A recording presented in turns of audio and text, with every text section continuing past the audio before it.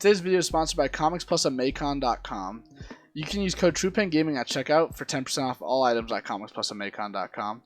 Let's give a look at some of their items. They have Pokemon games, they have comics, Digimon booster boxes, Pokemon packs, Magic the Gathering, all these things you can get at comicsplusamacon.com. Let's look at some of their Digimon product while we're here. So just on the first page, we have some really awesome Bandai sleeves here. Starter decks, booster sets, all these great things, all at competitive prices too. And you know what else? You can save 10% if you use code TruePainGaming at checkout. So go check out comicsplusamacon.com, and thank you to them for sponsoring today's video.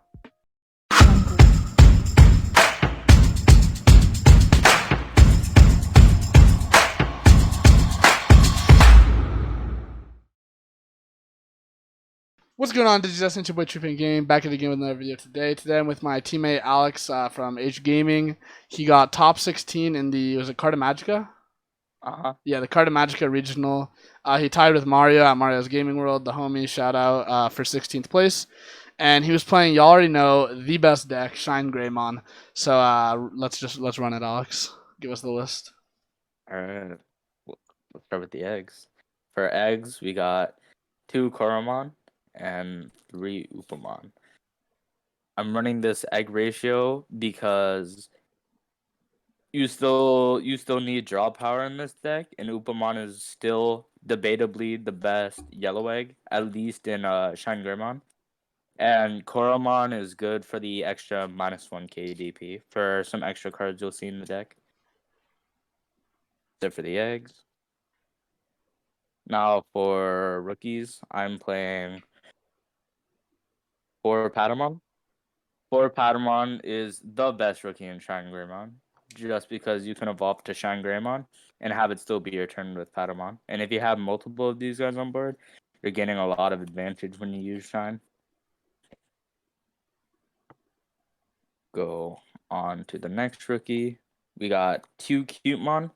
Cutemon's a really good card against decks like Green or Lilithloop, because it turns off their Mega Digimon fusion and the entire Digizort mechanic, which is super good. So we got 2 of that. Then we have 3 Starmons.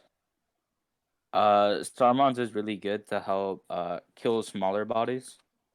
Or if you've used another Digimon to reduce something by, say, 6k, you can play Starmons to help kill it off or reduce it even more. Next, we have our final rookie for Pulsemon. And Pulsemon, well, it's Pulsemon. On play, draw a card. If you have 3 or more security, 3 or less security, it reduces, or you gain a memory. And if you have exactly 3, you gain a memory and you draw a card. So this is just our other draw power. Next, we're on to the champions. For champions, I got 2 Unimon.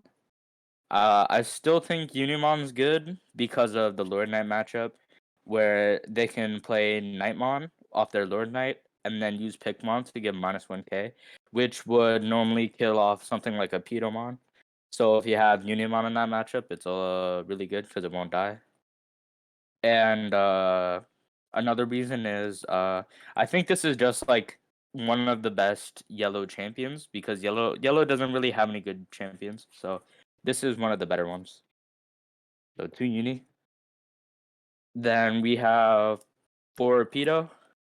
We're playing 4 Pedo over 4 Uni because the 1 cost. We like cheap Evos, just so you can Evo from 1 Turbo and a ShineGreymon if you really need to. Plus the blocker is good. That's really all there is to say about Pedomon. Next, we have our final level 4, which is 4 Tarui. Taruimon is just a really good champion. 1 to Evo, 6k. Good against Ricky Rush because it's a cheap Evo. Plus, you could get advantage with it. You could swing with it and have it not die because it's Ricky Rush. And well, cheap Evo. That's really it. Besides that, this is probably the best yellow champion and is probably always going to be played in any yellow deck. Now to Ultimates, we have the return of ShineGreymon. I think ShineGreymon is good again in this format just because of the amount of memory choking that can happen. Your opponent can definitely with Omnimon's word defeat or Ozd, they can start deleting your tamers like TK for example, and you would need to get to ShineGreymon without passing turn. ShineGreymon is a good card to do that. You can Evo for 1 with Tarui for example, then Evo for 2 with ShineGreymon, and then just go straight into Shine. So that's really all ShineGreymon's good for. I guess sometimes in certain matchups like security control, you could just hard play a ShineGreymon to have a body on board because they're probably gonna give you 5 or more memory. Say if they play like a Magna Angemon or like just hard play a Magna Dramon. Some security control decks play Machine Dramon, so you could just play ShineGreymon, go into Shine, kill the Machine Dramon. So ShineGreymon's just really good like that. We have 2 Wargreymon. Wargreymon is really good because if you don't have a Tamer on board, you can use the Digiverse effect, and it essentially becomes an extra Tamer. And the Inheritable's cool too, but you don't really need it since ShineGreymon just like boosts its own DP. Next, you got 2 Red Rise Greymon. Red Rise Greymon is really cool because you could leave it in your raising area, then bring up to play Tamer for free with its Digiburst ability. And the Inheritable is also really good to get rid of little guys when you swing. Now we have our main ultimate for Yellow Rise Greymon. Yellow Rise Greymon is really good for the when Digivolving effect and the Inheritable effect. The when Digivolving effect, I didn't really come up much unless you were trying to bring your 4 up from raising, evolve into it, play your guy, then immediately go into ShineGreymon. But most of the time, I just evoed in the raising area, just because I think ShineGreymon is best in the raising area and playing the raising area game till it comes up in wipes board. And Inheritable effect is really good against decks like Security Control. You really need the extra aggression. That's it for the ultimates. Now for megas, I play 1 Wargreymon. Wargreymon is really just attack against security control, just so you can swing, unsuspend, and swing again. Especially partnered with Rise Greymon. That's 4 security check. That's 4 security checks. Or also against like other matchups, and they have let's say a blocker and 2 security, and you have one like rookie for example on board, and you got a Rise Greymon coming up. You can bring that Rise Greymon up, evolve to War Grey, swing security, add the top card to unsuspend it, and minus 6k to the blocker, and it has security attack +1 from Rise. And if it doesn't die, that's game. So that's a really cool combo you can do. If it works, you're gassed. But if it doesn't, well, them's the breaks. Next for our next mega, we got 2 Sakuyamon, which I think is very bad. Shoutouts to you, Diego. I think Sakuyamon is like the worst mega in the deck. But in all seriousness, Sakuyamon is really good against decks that like to play in the raising area. For example, like Dioboramon. Dioboramon can just come up from the raising area and OTK you. With Sakuyamon, Sakuyamon gives every Digimon that comes up from the raising area security attack -3. Or Xiaomon's also another example of it. If Xiaomon had a big stack with, say, like security attack +2, then Sakuyamon would make it to where that Xiaomon can't attack at all, which is very cool. And the other effect is cool, but not really necessary. Yep, 2 Sakuya.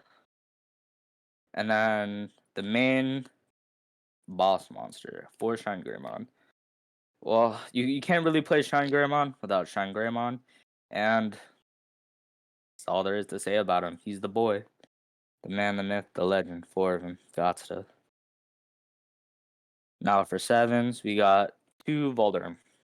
Voldurm's a cool card to partner up with Wargrey, for example.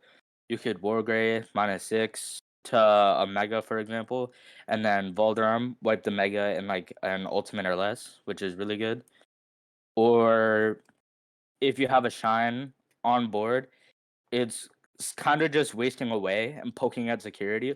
So a ShineGreymon that's already been used can just Evo into Voldurm for some extra deletion. And Voldurm's really good against Lord Knight, just because it's hard for them to out it comfortably without giving you too much memory.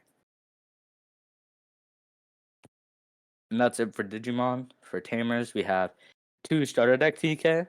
Uh, this is still the worst Tamer, but it does come up. There are the I've had TK on board, and I've had Sakuyamon in security like a bunch of times during the tournament. And Sakuyamon would be checked, and Sakuyamon would be like 13, 15k, and kill like an Omnimon, which is like really good. So TK, then you got 3 Kari. I like Kari at 3, but if I had a 4th, I would play it. Kari's good to give you extra memory and extend your turn.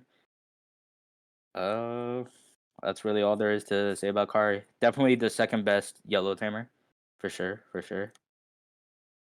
And now the main tamer and the best tamer, I think, in the entirety of Digimon. I think this is just the best tamer out there. TK. On play, check your security for any card, and if it's yellow, recover. If it's not yellow, you just got a free card. But you don't recover. But that's kind of fine. Uh, yeah, for TK. This gives you a lot of advantage, puts your memory to 3, and you always want to have this card. So you got to play 4 of it. Yep.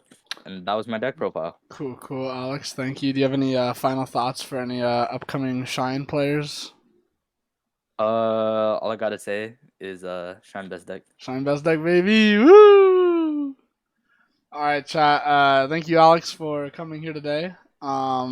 Doing his Shine profile with us. And yeah, if you guys like this kind of content, if you agree, Shine best deck, slap that like button, click that subscribe button, comment, let me know why Shine is the best deck.